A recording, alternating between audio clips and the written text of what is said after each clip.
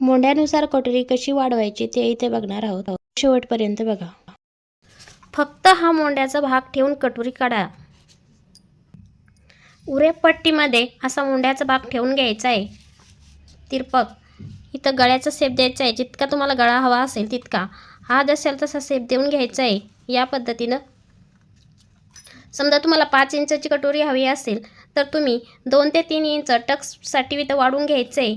या ठिकाणी वरतून टक्स पॉईंट द्यायचा आहे. ही उंची तुम्हाला 4 किंवा 5 किंवा 6 हवी असेल त्या पद्धतीनं घेऊन घ्यायची. दोन्ही भागाचा हाप काढून घ्यायचा. इथे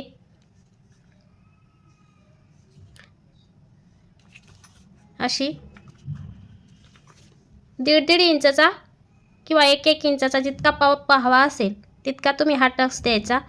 इतकी सोपी पद्धत आहे कटोरी काढायची.